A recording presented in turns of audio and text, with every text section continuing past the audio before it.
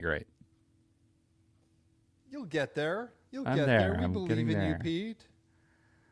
Pete's trying to get himself moving on a Monday morning, everybody. It is a Monday morning movement challenge.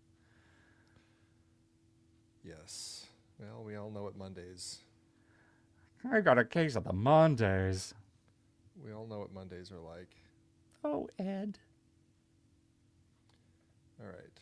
That's live. We're live everywhere. Hi, We're everybody live who everywhere. might be jumping in. Pete and I are about to talk about Quiz Show as part of our True Lies series. If you are tuning in or you want to throw any questions our way, feel free to do so. We'll answer them in the post-show chit-chat. I just want everybody to know, listening before we start proper, that I actually suggested that one of our bonus episodes for this series should be the movie True Lies, and Andy didn't bite. So I just want you to know, I tried. I did my part.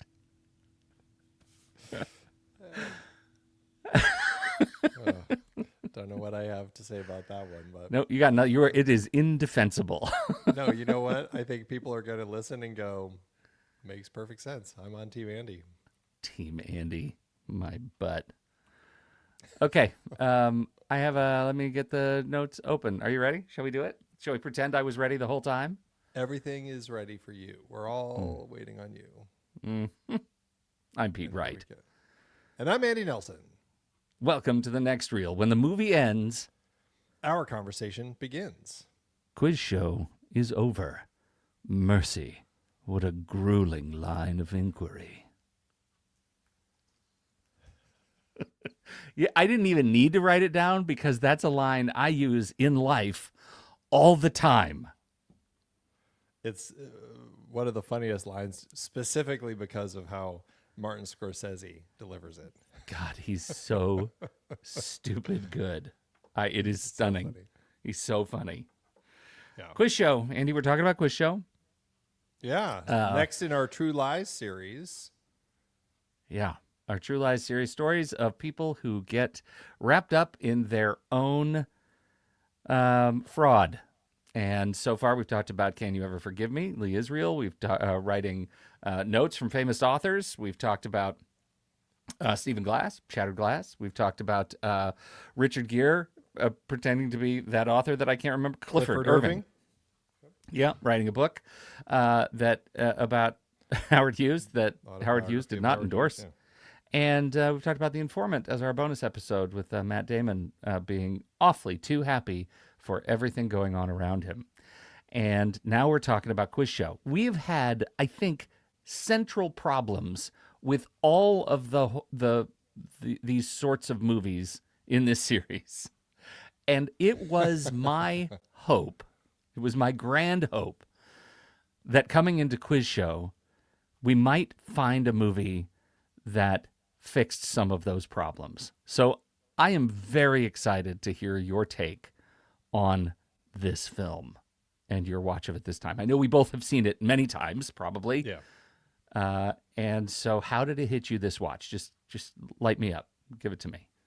Well, I mean, I think you're right. I mean, it's been an interesting series because we're watching stories about fraudulent people, and it makes it a little harder to connect to the films because these people are just they're stealing, they're cheating, they're committing fraud in many different ways and lying to those around them, and it makes for frustrating protagonists to follow. This film, I've always found it to be a fascinating and an excellent film. I think that the casting is brilliant, and I think Ray Fiennes playing Charles Van Doren brings so much to it as far as the internal struggle and what he's working through that, yeah, to your point, this is the first one that I've really found that I connect with more.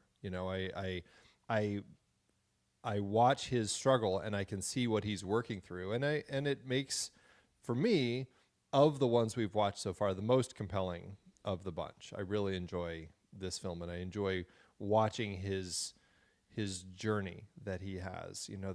This struggle that he has as he recognizes what he does is wrong, that he's cheating on this game show. Yeah. at the at not just he's not cheating at the behest of all of the people who produce the show, who are behind the show. I mean, he's doing it because they told him to, essentially. Right. And Institutional cheating. exactly. And so he's just kind of going along with it. And I think that really boils down to uh, this man who, I don't know, might recognize by the time we get to later in the film that maybe he's not as, or that he's more morally bankrupt than he ever had hoped to be. So that's one of, I think, the central questions of the movie, because the others are driven, I think, maybe with the exception of Stephen Glass, which was driven largely by ego, but they're all driven by need, economic need, sort of the desperation of need. Um, they aren't getting work. They're set up as people who aren't able to work in a complicated economy of creatives. A couple of authors. Then we have Stephen Glass as a newspaper, as a writer for the New Republic, who it seems like maybe the most sort of vilely driven by inner demon. But here we have a character. It's the first one in our whole series that I think I can be genuinely sympathetic toward. Because the vaunted academic sort of character is something we're familiar with. It's easy to see that character in life. It's also easy to see because it starts so genuinely, right? It starts with him really just wanting to see how he does on the quiz show, to see if he can keep up with these people who are just presumably incredible trivia heads. And that slope of him descending into ego from when he realizes what's going on to when he begins to rationalize how it's okay is incredible, just character writing for me. I think he is extraordinarily portrayed as this guy who I can feel naturally slip into this. It's not out of desperation. It's not out of anything other than the fact that the system encourages him to play this way. And it kind of starts to feel good when he's looking at his new apartment, when his lifestyle starts to change. It starts to feel good. And that feels maybe the most natural of a transition of any of the characters we've talked about so far. It is the softest edge of a Yeah, transformation. absolutely. And I think what we're also getting with this film that we don't get in any of the others is a sense that there's much more to this story than just these guys cheating on this quiz show. As you mentioned, like, this is an institutional problem, and this is something where the CEOs, the power, the people in charge, even to the point of the government when they're doing the committees investigating all of this, they have no problem lying, covering things up. And that speaks to the way that these institutions work and are created, and how it's so much easier for them to just live in a world of lies and just not worry about it because that's how they get things done, versus the actual humans that they're using, I guess we'll just say, as pawns, these players and everything. I mean, even the people that are working for them, right? Mm-hmm. David Paymer's character, Hank Azaria's character, like, they all are looked at as usable in many ways, and they're the ones actually who, well, speaking specifically of the players, like, they're the ones who actually start feeling guilty about what they're doing, and they're the ones who, finally tell the truth and come clean in a way where they're feeling like by telling the truth, it's actually going to absolve them of the crimes that they committed, and Mm-hmm. maybe realizing that it doesn't. But I think that that's, for me, what I took away most from this watch of the film is that comparison between those two sets of people, the head of NBC, the head of Geritol, these people who have no issue with just totally telling lies. Even again, Paymer and Azaria as their characters take the rap for doing all of this just specifically so that they can then down the road kind of continue their careers in television. That's pretty shocking to see, and then to see where we are today. What do you think of their central premise, right? Because this movie is built on, or the story, I should say, is built on this premise that it wasn't fraud against the American people because it was entertainment. The people just want to be entertained. What do you think of that?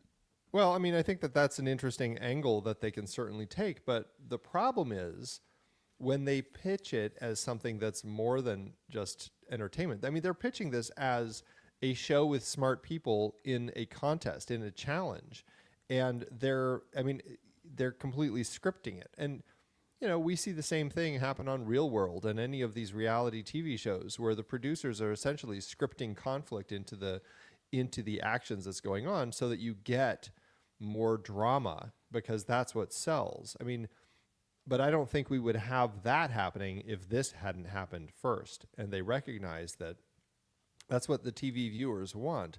But at the same time, in a show like this, where it is all about selling your smarts to people like, I mean, as Stempel's wife says, I was one of those suckers that believed you, to her own husband. She says that. And I think that's an important part. Like, these are people who are buying into the truth that they're seeing on television at this time. Yeah.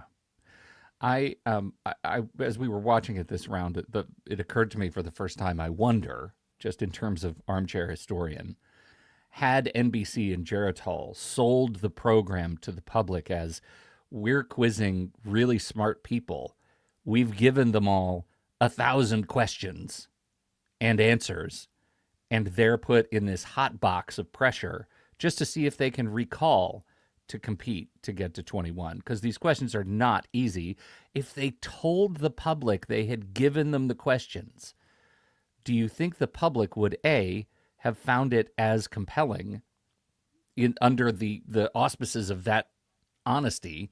And do you think the winners would have felt the same degree of sort of shame? I think about this weirdly a lot in context of the movie White Men Can't Jump, because in that movie, nice pull. Rosie Perez wants to be on Jeopardy. And one of the things that she's been studying and working hard to know a lot about is foods that start with the letter Q. And and that ends up being one of the categories that leads to her victory. And I can't help but feel like it's one of those things that they're using to, and I don't know the context of how Jeopardy works. Like, when you're a new contestant, do you say, these are things I'm really good at? And then they'll kind of pull from those to put them on and use that to kind of shape who's going to be the winner and whatnot. But it felt exactly like what we see here, where they're essentially picking stuff that they know, and so that they can drive the story. So they can say, okay, now we want to make it so Van Doren ends up winning.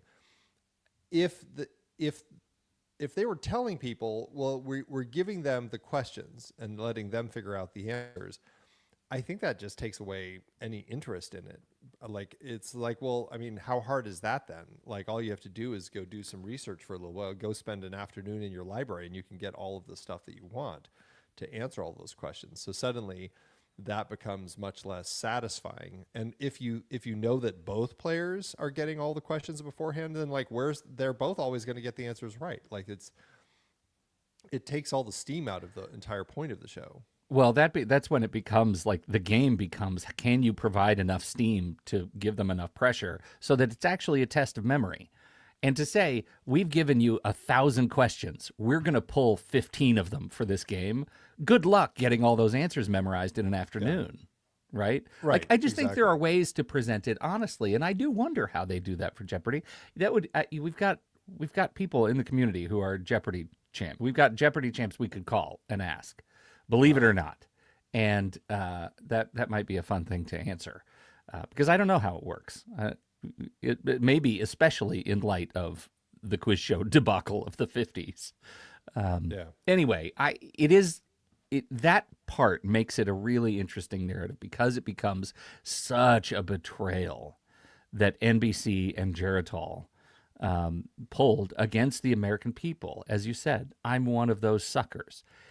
That first tentpole moment when we watch Stemple take a dive against Marty when the answer is Marty, and he knows the answer is Marty. And I hate the movie Marty. Did you get any sort of subversive satisfaction out of that? Did you remember going in that it's one of Pete's least favorite films? I enjoy Marty quite a bit. No, I know. And I think I don't know. I think that you need to rewatch that one. It's a great movie. And I love that it's interesting. And I think it speaks to a point in time when culturally everybody knew what Marty was and everybody was talking about Marty, and I think that's interesting because it speaks to how, certainly society's shifted today. Like, I don't know if every single person that you talk to would be able to name the best picture from 2 years ago. I think that society's a little different now, but I think back then, like, these big milestones in various different pockets of culture, I think everybody probably was paying attention at the time. And so I think that and I totally understand their like the producer's point. Like, think about the drama and the fact that it's such a simple question and that's the one that ends up stumping you. But for Stemple, I can see why it's such a frustrating thing, because it's like, why would I not know that? It can be so frustrating. Like, let me lose on what did he say on something about biochemistry or something? Right. Yeah. Like, I was like, okay, like, and maybe if they did, maybe he wouldn't end up having made such a stink about the whole thing, but who knows? Well, and the sweet, sweet irony that Marty is about an unglamorous guy just looking to find some dignity, and that it's Stemple in this movie who's struggling to find some dignity, and the irony that we know Stemple is a guy who has very little dignity, right? Like, his entire motivation after he does take the fall is to get back on television and to whatever he can to get back on television.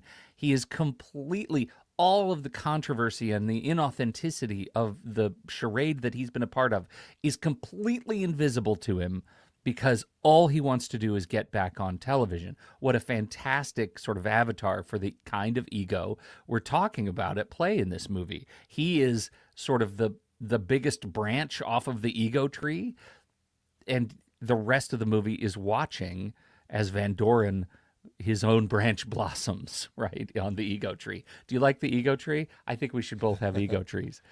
Anyway, I think that is a really beautiful, beautiful moment when they turn off the air conditioner and he starts to sweat and he pats his brow. He doesn't wipe his brow. Those sorts of tools of entertainment leading to him taking the fall on this ridiculous quiz show is, I think, just great filmmaking and pulled from history. I mean, it's not like they just said, for the movie, we're going to use Marty as the movie. I think that was the real movie in Goodwin's book that he took the fall on. Although it's not completely true that that's where he took the fall. I mean, there are plenty of little bits and pieces that are reworked or compressed and everything in this, and that's one of them, because my understanding is that he does take the fall and get that wrong. Van Doren then answers another question, and then Stemple answers another question, and they end up tied at 21, and they have to play another game the next day to kind of do a competition. And that's the one where Van Doren ends up winning. But and so again, it's just story compression and things like that. And so but I think for dramatic purposes, it served its purpose. Yeah, I mean, those are the things, I think, the little bits of historical pastiche that we forgive, because the rest of the movie kind of embraces the story so well. But don't ask any of the people involved, because a lot of them were upset with how things were portrayed. But it's like, it's this is always the battle of reality and a real story versus how it's depicted in a story in a film like this, in a fictionalized version of this. And I think if you look at the messaging and the themes, I think it's getting it across. But I think if you're one of those people and it says, well, you're selling me incorrectly, then I can see why people would be upset. Well, this is a good enough time to talk about that as any. What do you tell us a little bit about some of the specific frustrations? Who felt wronged the most? Well, I mean, I just mentioned some of the stuff. Like I think Van Doren felt a little upset about some of the elements, the way that things played. Although he said he really liked the line when Stemple calls him Charles Van effing moron. He enjoyed that quite a bit. I think that I have to remember his name. Albert Friedman, who Hank Azaria plays, was upset with how much they made it look like he was involved in the whole thing. You know, I think he wasn't probably as involved as the film made him out to be. That was one reason that he was upset with it. And also the fact that this sort of stuff had been going on since the radio days, you know, and when people were coached and everything. And so you can see why these people were frustrated. Also, I think one of the biggest ones was there was a specific congressional committee consultant named Joe Stone who actually spent 4 years investigating this scandal, because they compressed like 3 years of scandal into one season. Like they make it very small. He was very angry that they really focus on Goodwin. And now it's based on Goodwin's book. Goodwin paints himself as kind of the man putting all of this together and bringing it forward. Goodwin ended up accepting most of the credit when the movie was released, but in fact he didn't start getting involved until 2 years or until years after the show had already stopped and all of this information kind of already came to him, whereas Joe Stone had been working on it this whole time and wasn't even mentioned in the film at all. Okay. So that's an example of somebody who I think was perhaps most rightly wronged, or feels like he's right in feeling wronged. And you know, but again, it's, for me, I think I mean, all of the players may be changed and everything, but for me, like the context of the themes and the messaging of the story actually still comes across.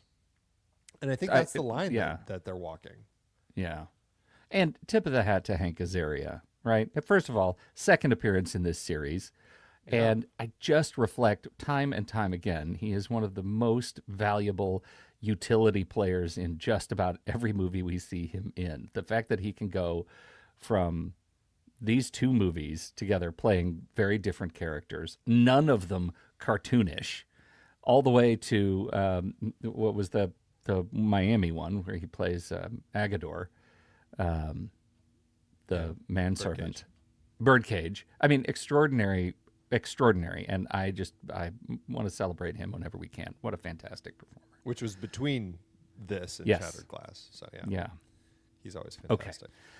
Okay.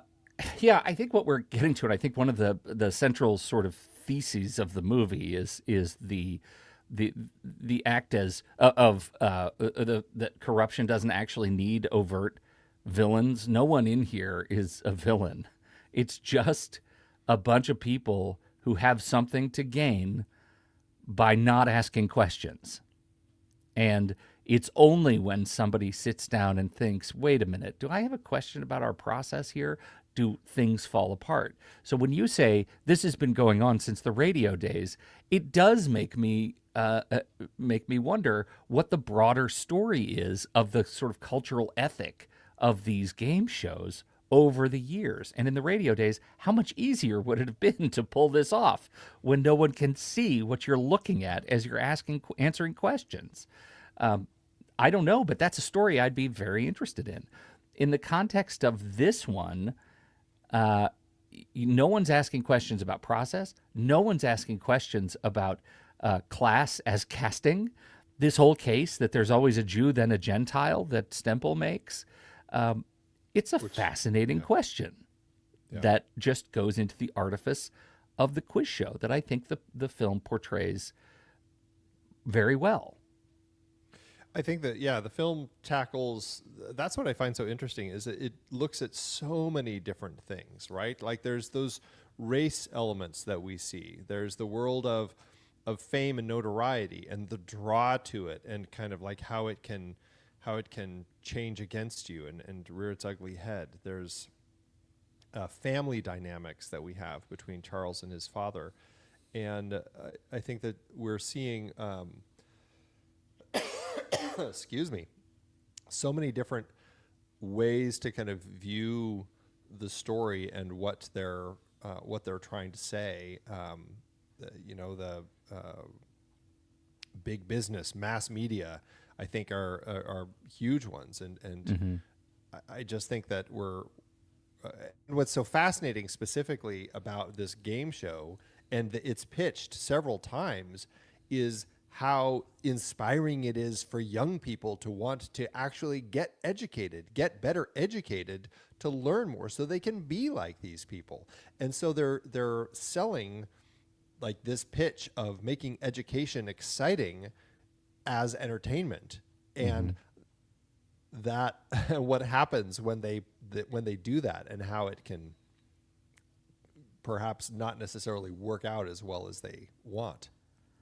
Right. And what that story is such a juicy bit of bait to someone like Charlie Van Doren, right? Who is an academic who is standing behind the podium, and the quiz show is asking him to put on a bright red cape and be a hero.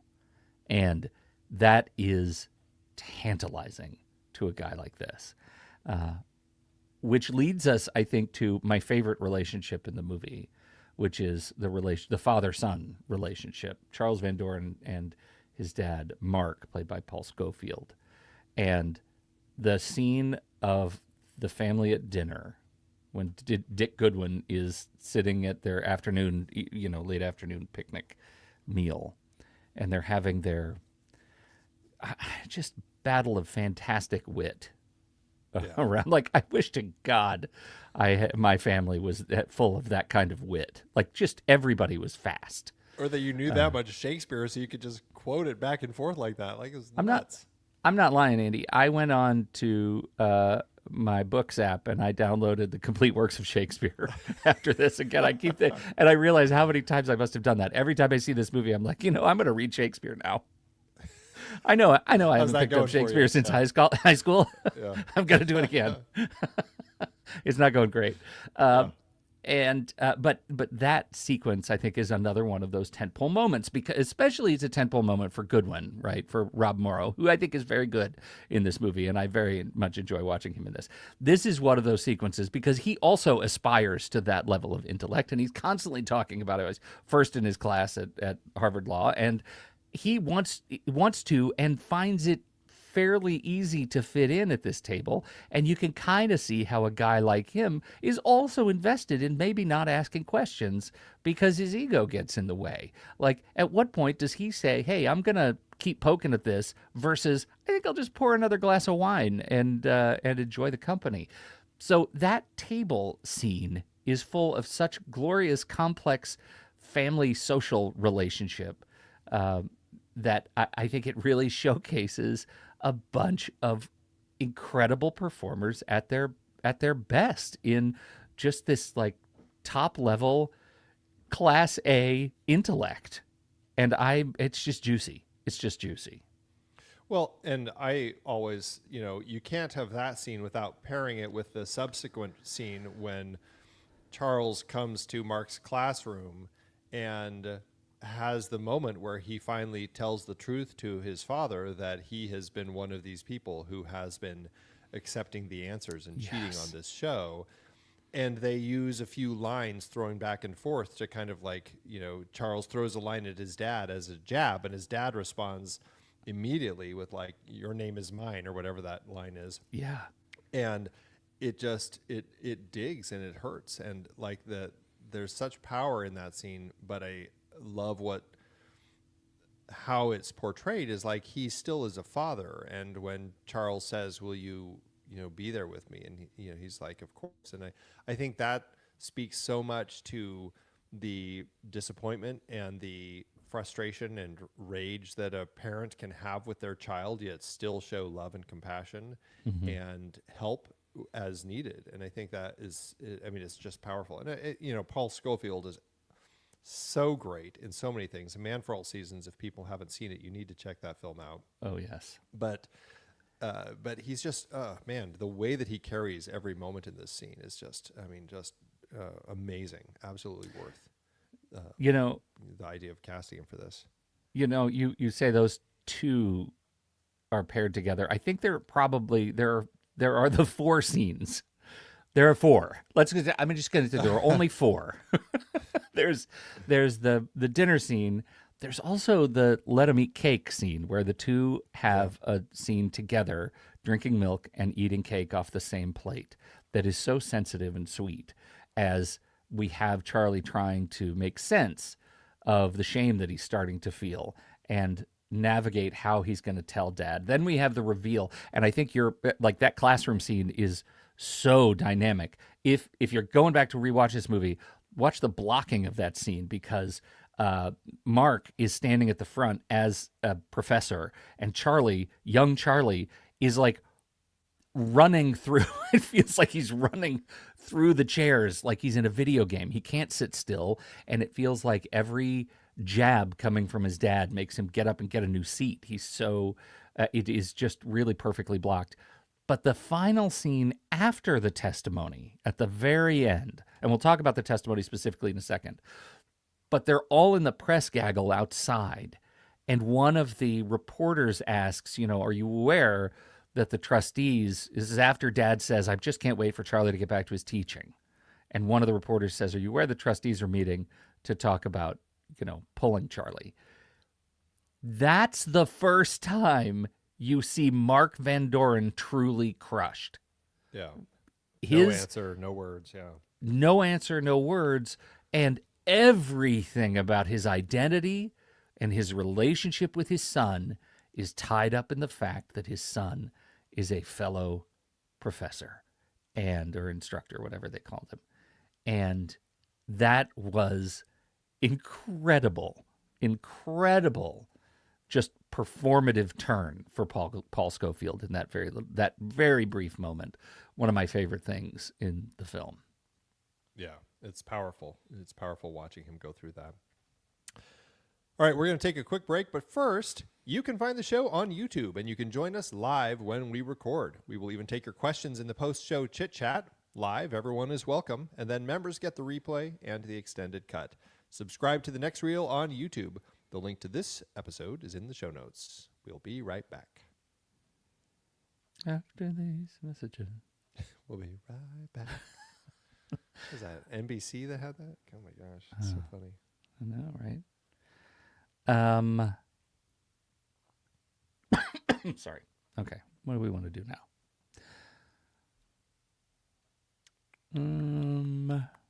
I've kind of been cherry picking through the list of things.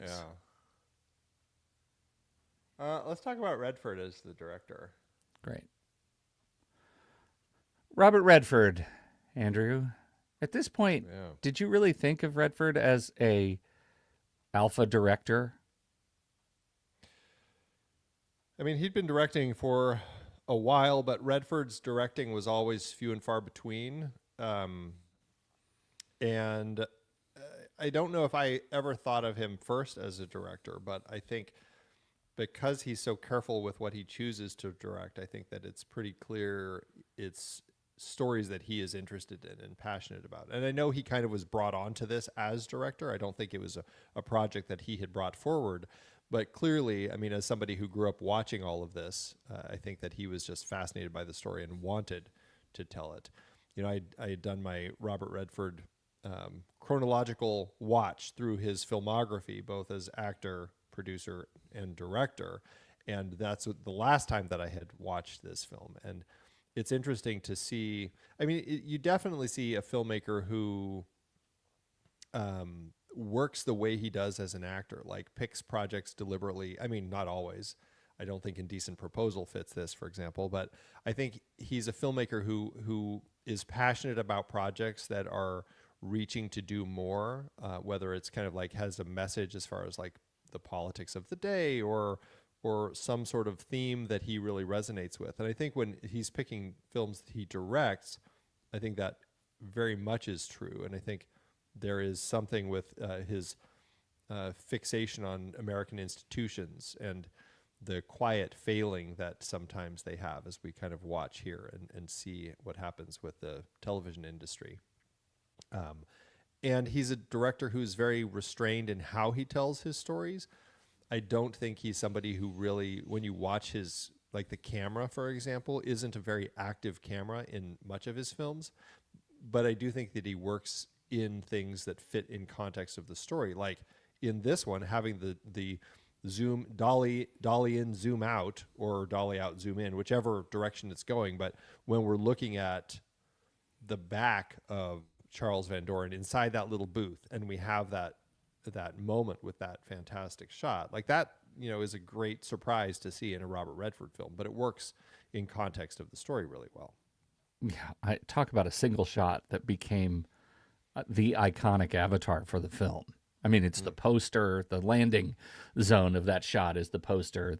It's extraordinary and perfect in that moment. I had forgotten that he directed Indecent Proposal. No, he didn't direct it. He just acted in that one. Oh, he was just saying. oh, right. He was the Yeah. millionaire, the Yeah. industrialist. Well, it's interesting because he seems so interested in like the quiet failure of American institutions. And Yeah. and I was thinking about this movie watching this against Network, right? Network is maybe the loud rage against the institution of television, the fraudulence of television. And this movie is like the simmering, quiet agony of television. But both of them are about institutions that are failing and somehow failing someone somewhere by what they're doing. I think you look at his just sort of, I don't know, obsession with American myth. He is a truly American filmmaker, right? He's interested in American stories and what it means to be an American. And I don't say that with any sort of spark of pride in it, right? Because he's looking at sometimes the American myth and where it has gone sadly wrong. And sometimes where it's gone right, but mostly where it's gone wrong. I think as a filmmaker, his aesthetic is really well attuned to that. Maybe it's because of all those years in Park City.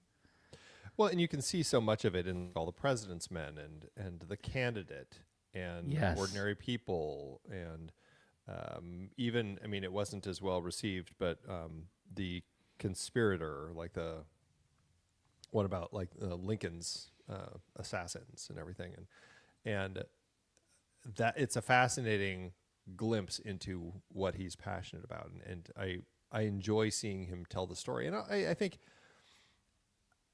he's somebody who has always recognized these American systems that he loves and is passionate about, and knows people are also love and are passionate about, but also we're all incredibly frustrated with how they're broken and would love to see how we can get it fixed, right? And is there a way to fix some of these things as far as our the political system and everything? And I think that's a powerful element that he brings to so many of his projects.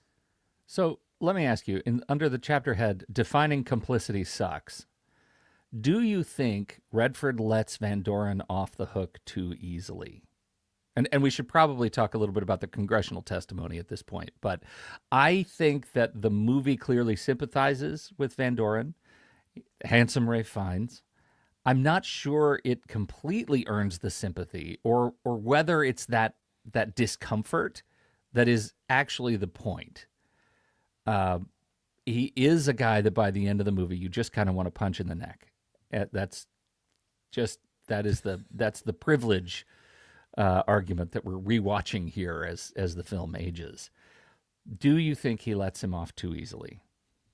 Well, I don't think so. And I think what is fascinating about it is they do make him sympathetic, and we sympathize with this guy, but we also, I mean, we're sympathizing with all of these people, and that's what's interesting. And as I was watching this, I'm like, who am I watching as the protagonist of this story? Should I be looking at, especially because we start everything with Herbert Stemple, and he's kind of our entry point into this. And we see finally Charles watching Stemple, and then finally we're kind of looking at Charles's story. But I'm like, okay, Herbert Stemple is an interesting protagonist because he's hard to like.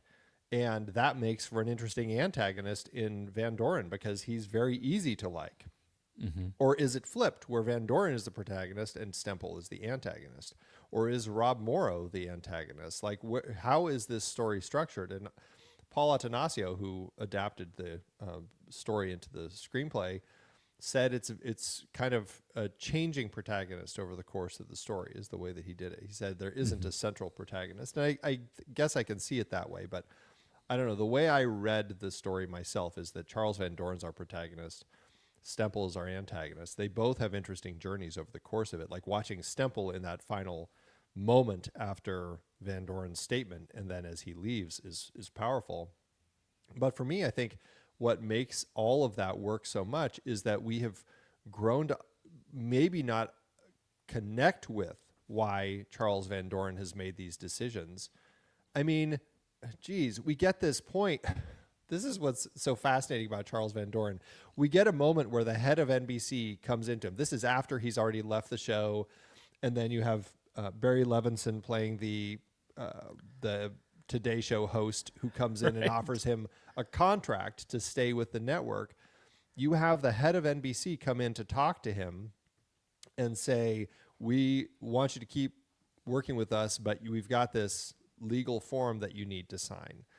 We don't see him sign it. That seems like a moral choice because he's just like, well, if I sign this, doesn't it seem like that because they haven't even mentioned me, doesn't it seem like I'm calling myself out?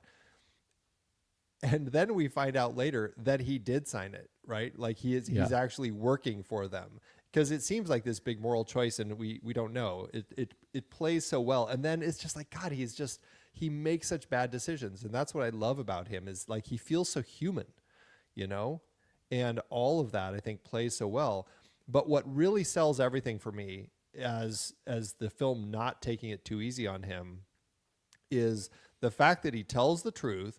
And then 3 Congress people are like, I have to commend you for being honest. And like, you just want to punch these people. Yeah. And I'm like, are you kidding? Like, that's what was frustrating. But then you have that 4th one saying, look, I love that you're telling the truth, but you shouldn't be commended just for telling the truth. It's ridiculous. Right. And then everybody in the place erupts in applause. And Van Doren has to listen to that. And I think that's the moment where the film says, no, you can't sympathize with this guy. We're all on the side of the people applauding. He may have told the truth, but it doesn't absolve him of the crimes. And I think that is what the film is saying. I like that. And I think that feels better than just, oh, look, another handsome white man got off. Without any scratches. I think he has scratches. I think that I struggle at the end of the movie with figuring out how big a crime this was, right? Like, do you get a sense from all of the conversation, the congressional conversation, that nobody quite knew what they were doing, or like what they were working toward together, other than just general admonishment for doing this whole thing? Well, and I think that is the line that plays with what happens when people who have power get involved, right? Mm-hmm. Like, as far as Goodwin is concerned, he wants to bring down television. He wants to prove that it's a systemic, institutional lie that these people have built into their system, and the whole thing needs to be brought down. Geritol doesn't want that because of the amount of sales that they have. I mean, what did he say? They're up 50% since the start of having Van Doren on the show. And the head of NBC doesn't want it. And he plays golf with the guy who's the head at the congressional committee. And that's all they talk about is like, oh, you were stuck in the sand for days, and like the way that they have that conversation really shows how power, when they get involved, it's like they're going to spin it however they want, and other people are just going to have to buy it. And both the head of NBC lies and says, I'm the head of this thing. I'm not paying attention to all this. I'm like macroscopic guy, and these people are making these decisions. It was all the producer. Like, he's the one who was behind all of this stuff. And of course, they already know that's Dan Enright, David Paymer's character. And they already have talked to him and know he's going to follow orders and do what he needs to in order to have a future in television. Same thing with the Geritol, Martin Scorsese's character. How would I know any of this stuff? Yeah. Yet we've seen them. We, as the viewers, have seen them in on these phone calls. So we know that they are very much privy to all this and pushing these decisions to happen. It is interesting as I think about this series. Again, this hammers home one of the central points of all of the movies we've talked about, that everyone in here is actually really talented and smart, right? Yeah. That Charles Van Doren is legitimately a brilliant guy and left this quiz show scandal and went on to Encyclopedia Britannica, where he ended up writing many books, editing many books. He was there for 23 years. Retired in the 80s, died in 2019 which is not very long ago. I would have expected it to have gone sooner. But he went on to a successful career as a vice president at Encyclopedia Britannica. Same thing with Lee Israel, very talented wordsmith.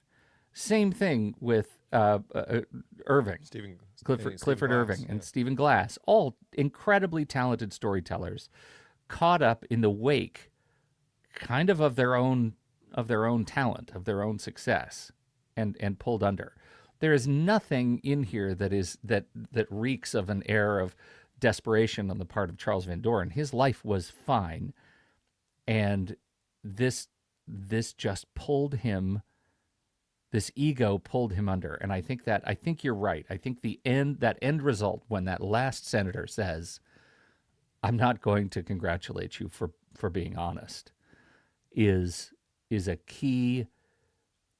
It's a key that unlocks the understanding of who this guy was at that time of his life. That he was probably a good person, truly buried under the weight of a million tiny bad decisions that led him to that chair. Yeah. But every time I think about that and I say it, I just look at myself and I think, okay, well, I'm a white man in his age. Like, how much am I absolving him because he looks like me?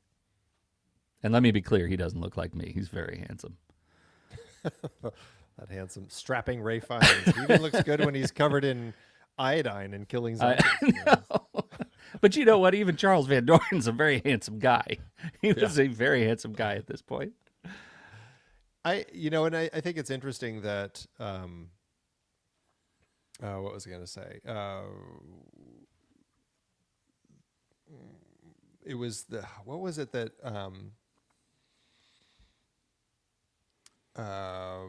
Goodwin's wife, they are having a conversation about him.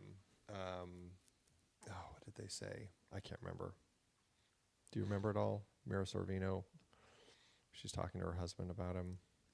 You'd think I'd remember right off the bat because she has so little to say in this whole movie. We can remember the one thing she says of any import. Yeah, I can't remember. Yeah, I don't remember. All right. Yeah, it's a fascinating story. It's a fascinating film, and it is a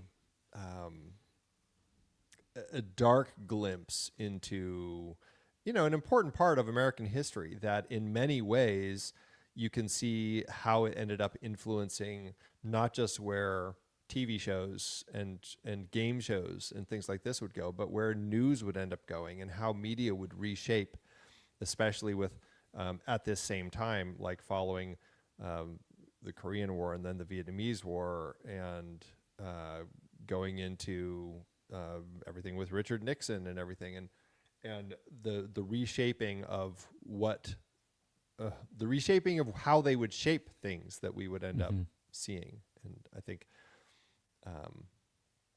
Yeah, it's a dark story, but a really fascinating one. And I think it's interesting to look at like who actually is struggling with the lies versus like Yes. who is just treating it as a business decision, because I think that really speaks highly to the path of how things move forward.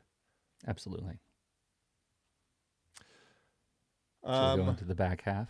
before we move into the last part, I just have to say this is a movie with so many faces. Like I could not believe every time I'm watching another scene, I'm like, here's another scene with like all these people I recognize, like the congressional hearing, like so many faces up there. The poker game, so many faces. Ethan Hawke shows up as frickin' one of Mark Van Doren's classmate or class students. And Yeah. it's crazy the people that we see throughout this film. Just so many amazing actors, directors playing actors. Like they're all just all over the place in here. Callista That Ethan Flockhart shows up as a student too. Callista Flockhart, that's right. Callista Flockhart and Ethan Hawke, those were two I had to pause and go back and explain to Yeah, my wife the connection because she doesn't remember faces. And that Ethan Hawke happens so fast. yeah, right. You got to be on top of it. But he definitely, he has a line, Yeah, yeah, yeah. It's equity, crazy. right? All right. Well, let's move into the back half. But first, we're going to take a quick break. The Next Reel is a production of True Story FM. Engineering by Andy Nelson. Music by Sabutan, Bixby, Oriel Novella, and Eli Catlin. Andy usually finds all the stats for the awards and numbers at the-numbers.com, boxofficemojo.com, imdb.com, and wikipedia.org. Find the show and the full archive at truestory.fm. You can follow us from there too and learn about membership. Check out our merch store at thenextreel.com/merch. And if your app allows ratings and reviews, please consider doing that for our show. All right, Andy. This was a tough award season for this movie to be up against some really good movies. Yeah, it was. And it didn't help that this film was very slow at the box office, which we'll talk about here in a minute. But yeah, it still did well in the awards circles. 6 wins with 36 other nominations.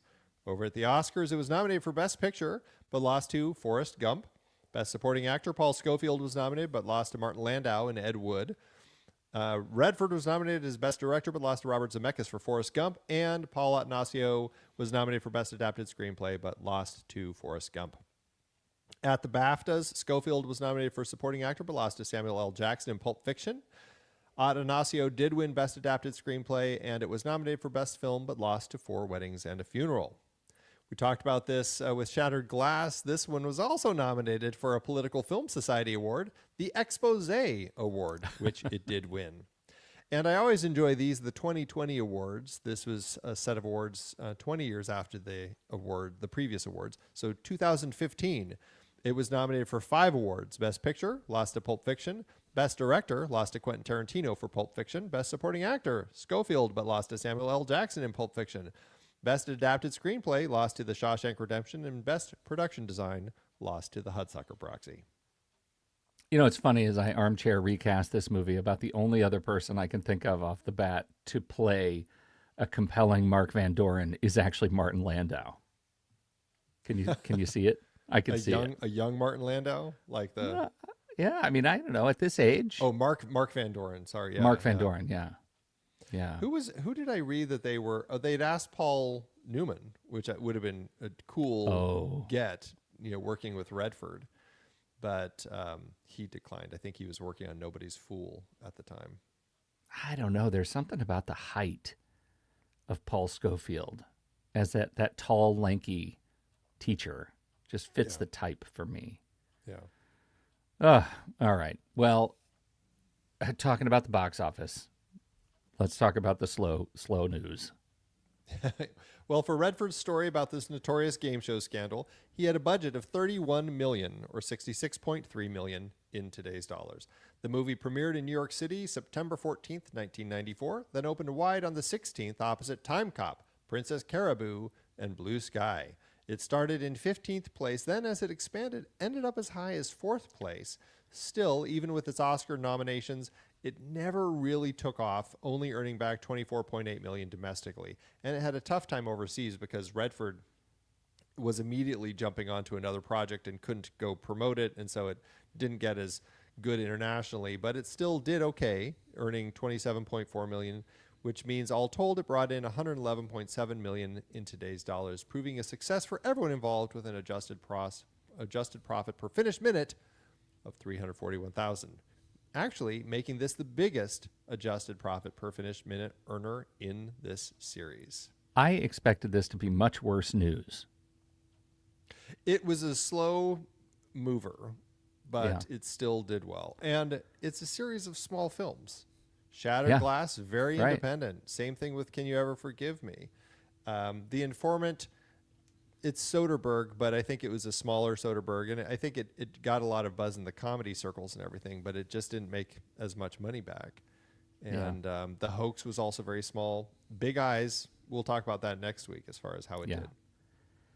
Well, I'll tell you, this is one of my all-time favorites. I mean, I really adore this movie, and I love that it gives me such characters that I really appreciate being forced to reckon with their privilege. And this one captures intellectual privilege in a way that the others haven't yet. And so, I'm so glad we were able to shoehorn it into the series. Yeah, I really do enjoy this film. Every time I watch it, I am reminded of how great it is. I think it's an interesting film on this watch about it's not exposing just the corruption, but documenting how the corruption of the system really trains everybody to just kind of go along with it, teaching them who's going to be protected, who are we going to sacrifice, and then how easy it is for truth really to just end up being another performance. Yeah. We talked about we joked about the fact that Mira Sorvino had one insightful thing to say in the film and then was sidelined. That's not actually a joke. Like, it is unfortunate. You want to talk about the absence of women's perspectives? Yeah, I mean, just a quick note about that, but that is a frustrating element. I mean, we've got really 3 women. We've got Dorothy Van Doren as Mark's wife, Charles's mother, who shows up with some witty moments at the dinner. Mira Sorvino as Sandra Goodwin, and we have Johan Carlo as Toby Stemple, who actually has the most going on in the story. And I really enjoy her performance, particularly when she is made aware that that Herbie had known the answers, and she feels like she had been suckered, just like the rest of America. But yeah, very small otherwise. Very kind of disappointing how few roles for women there are here. Well, and I think it's an important note that all of the women knew right off the jump what was going on with these guys, and it feels like the film was like, shh, we're going to let this play out. Right? We don't want you to just ruin it for everybody. Let the men watch themselves fail. Yeah. Which is a strategy in and of itself. So yeah, right. Is what it is. And I just have to call out just the credits, the fact that we have like a slow-mo of just a crowd of audience members just applauding and laughing. Like, I think that's just brilliant because it makes it sink in how artificial the whole thing really is. Yeah. It's kind of a dark bit of credits. All right. Well, that's it. Great movie. Loved it. Great movie. And that is it for our conversation about Quiz Show. Next week, we're looking at the final film in this series, the True Lies series, the story of artist Margaret Keane and her second husband, Walter, who took credit for her paintings in the 50s and 60s. It is Tim Burton's 2014 film, Big Eyes. And now let's do our ratings. Letterboxd.com/thenextreel, Andy. That's where you can find all of the ratings and reviews of the shows that we participate in here at the Next Reel family of film shows. And I want to know, what are you going to do for this movie? I really enjoy this film. It's one of these interesting films that I always think it's like, it's not a magnet film. It's not something I'm always drawn to. I always enjoy it when I rewatch it, but it's not something I feel the need to jump in and revisit too often. So it's hard to say 5 stars.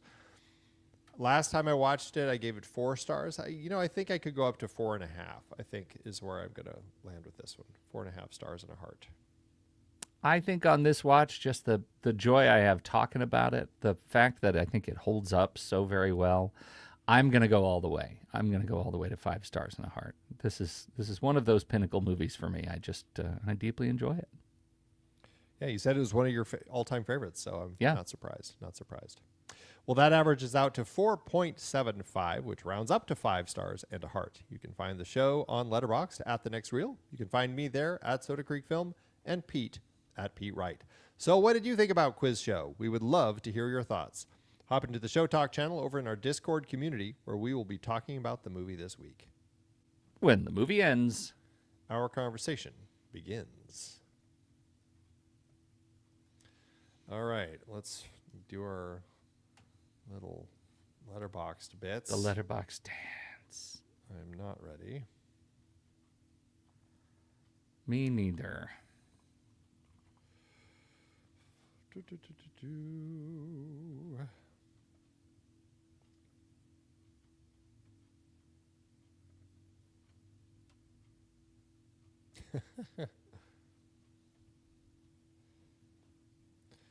I'll just go with Colin the Dude.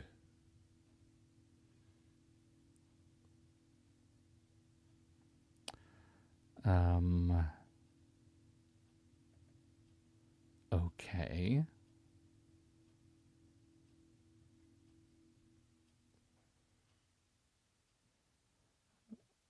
Oh, man.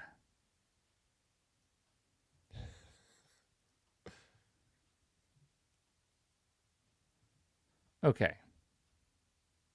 I'm going to do an excerpt. Oh, okay. All right. Letterbox giveth, Andrew. As Letterboxd always doeth. All right. I've got one. It's long, so I'm going to excerpt it. Ooh, I'm going to give you an abridged one. It is a heart from the one and only Mike Flanagan. Thanks to the wonderful people at American Cinematique, I was incredibly fortunate to see a pristine 35mm print at the Arrow with Rob Morrow in attendance. This is from 2024. One of my all-time favorite films, Quiz Show, hasn't aged a day since its debut in 1994. And then he goes on to talk about all the stuff we just talked about in one very long paragraph. Skip. Television or no, this is a story about personal values, how easy it is to compromise them, and how the bright lights of show business can blind even the most upright of people, making it easy for them to lose sight of who they are and what they hold dear. I would argue that Paul Atansio's script is one of the finest ever written, not only for its impeccable structure and precision with which it explores its themes, but for dialogue so electric and beautifully crafted that conversations feel like tennis matches or boxing matches or even, at times, a proper duel. One of the very best films of 1994, or any year for that matter. I appreciate it more every time I see it, and experiencing it in 35mm with Rob Morrow, seated just a few rows away, will be a memory I'll always treasure. I imagine I would treasure a memory like that too. Thank you, Mike Flanagan. Yes. And I remembered what I was going to say because of Mike Flanagan's, but Mira Sorvino is talking about Charles Van Doren, and it just totally left my mind again. Andy, you got to chase this thing down. I know. Oh, man. Do you want me to read it again? Do you think it'll trigger it? Yeah, right. That's so funny. Anyway, I'm just going to move on. I'm just going to do mine. Right. Screw it. I'm going to read Colin the Dude's 4 stars, no heart. The only Best Picture nominee to use Best Pictures as a plot point. That's actually really lovely. Far too few films use Best Pictures as a plot point. Is that the equivalent of saying the name of the film in the film? Which they do say. I know. Yeah. I don't even have to complain about this one. I thought it was used well. Yes, it was. All right. Thanks, Letterboxd. All right. We don't have any comments from anybody who'd been tuning in. So thanks everybody for tuning in. We'll be back next week to talk about Tim Burton's Big Eyes. See you next time. True believers.